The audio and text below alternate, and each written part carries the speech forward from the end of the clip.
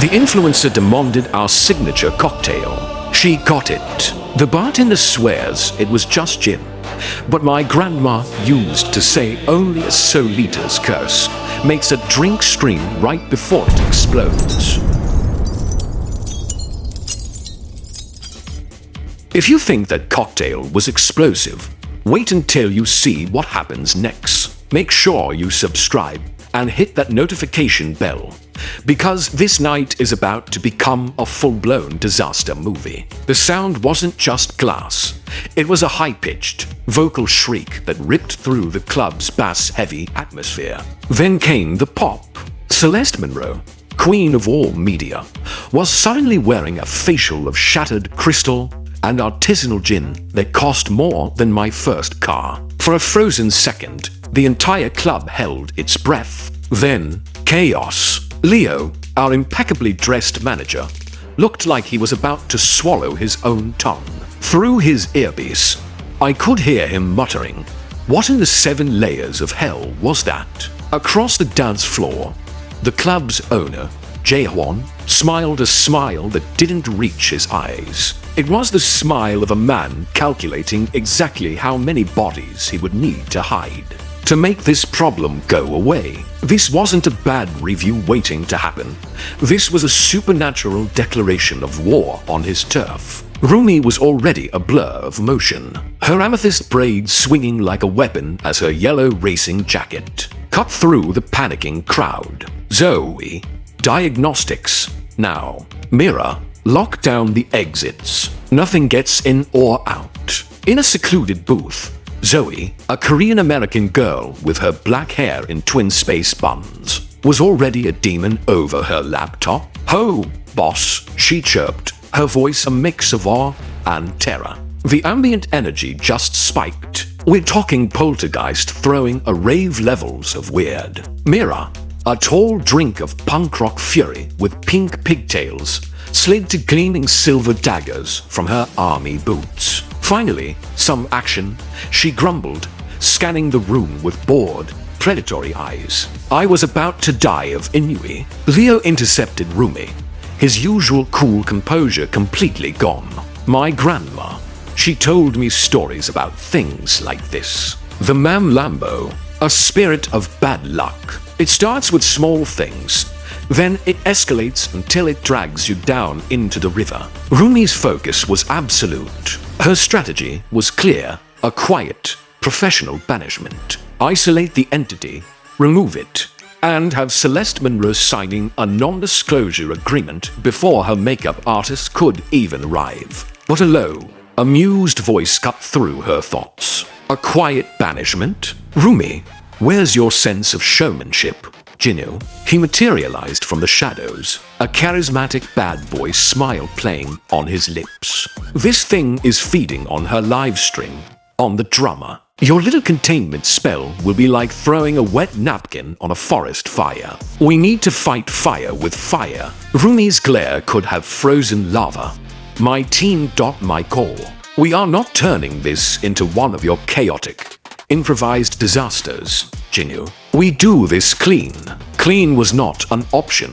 Rumi's plan went south so fast it hit Antarctica. The banishment ritual, woven into the group's stage performance, was supposed to be an elegant, invisible net. Instead, the demon treated it like a personal invitation. It didn't just resist, it attacked Rumi's mind. The stage lights morphed into 1,000 accusatory spotlights. The pulsing beat of their song distorted, twisting into the disappointed voice of her father, the mocking laughter of her old rivals. The crowd's adoration became a tidal wave of psychic judgment. Failure. Fraud. You'll never be good enough. Her body, an instrument of perfection, turned against her. A flawless spin became a pathetic stumble. A powerful high note shattered in her throat. The performance died, and in its place was the raw, public humiliation of a star falling apart on a live feed. She was paralyzed, a statue of shame, as the demon coiled in her mind, ready to feast. From her tech booth, Zoe screamed, the energy is channeling through her. She's gonna blow. Mira gripped her daggers, helpless. I can't get a clean shot. On the VIP balcony, Jae-hwan's knuckles were white as he gripped the railing. He wasn't watching a failed performance.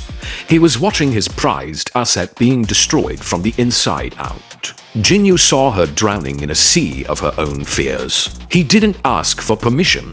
He vaulted onto the stage, a dark comet of pure energy. The crowd roared, thinking it was part of some edgy, unscripted drama. He didn't fight the demon. He danced with it. He mirrored her broken, spastic movements, transforming her public shame into a breathtaking, violent ballet of shared agony. It was terrifying. It was beautiful. When he finally broke through, he grabbed her arm, his grip and anchor in her storm, and dragged her off stage, away from the thousand eyes, into the cold, sudden darkness of a backstage dressing room. He slammed the door, the sound echoing in the tiny space. What was that? She gasped, her voice choked with tears of rage and humiliation. You can't fight a monster that's already living in your head, Rumi, he yelled back, his face inches from hers. How would you know anything about it? She spat, shoving him away. A haunted look filled his dark eyes. Because I live with one every single damn day. He stalked towards her, backing her against a wall of mirrors reflecting 1,000 broken versions of themselves. You want to see a real monster? To break her nightmare, he had to show her his. He let the human mask fall away. His skin paled to an ethereal blue-gray, dark markings swirling across his cheeks. His eyes ignited, turning to molten gold slits. The air crackled, and the very shadows in the room seemed to bend towards him, paying homage. This is my nightmare, he hissed, his voice a guttural vibration that shook the mirrors on the wall. It's real. And as her terror of the ghosts in her mind collided with the flesh and blood monster before her, he kissed her. It was not a kiss of romance. It was an act of pure, desperate transference. It was the taste of ash and ozone, of regret and raw power. It was a promise and a threat all at once. The floor beneath them didn't just crack. A web of fiery red lines erupted from their feet. And for a terrifying, exhilarating second, a portal of swirling energy and screaming faces flashed into existence between them before slamming shut. She pulled back, breathless, the fear in her eyes replaced by a burning, incandescent focus. She saw his truth, his monstrousness, and she wasn't afraid. She saw a weapon. They walked back into the club as one. The scene was bedlam.